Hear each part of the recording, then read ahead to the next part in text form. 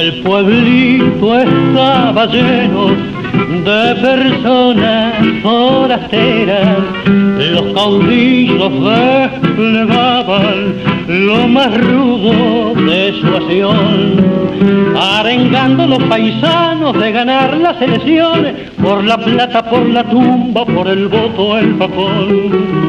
Y al instante que cruzaban, desfilando los contrarios, un paisano gritó viva y al caudillo mencionó, y los otros respondieron sepultando sus puñales en el cuerpo valeroso del paisano que gritó.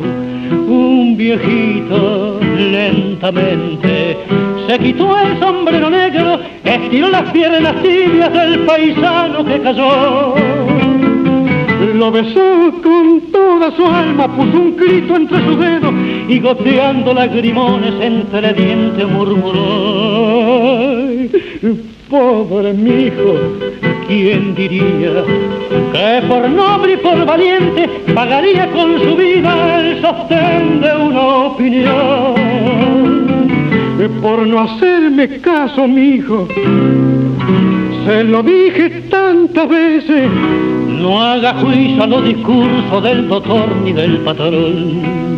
Hace frío, ¿verdad, mijo? Ya se está poniendo oscuro. Tápese con este poncho y pa' siempre llévelo. Es el mismo Poncho Pampa que en su cuna cuando chico muchas veces, hijo mío, muchas veces lo tapó.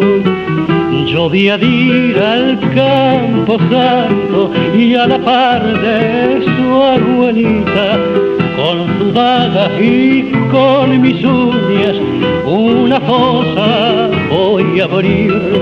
Y a su pobre madrecita, y a su pobre madrecita, le diré que usted se ha ido y que pronto va a venir.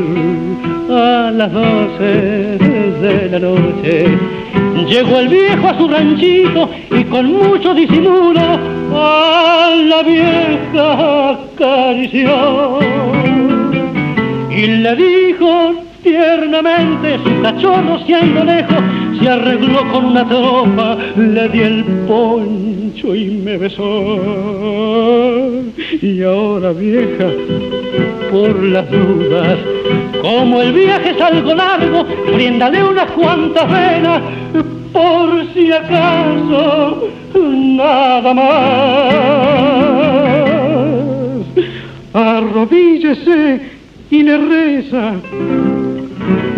pa' que Dios no lo abandone y suplique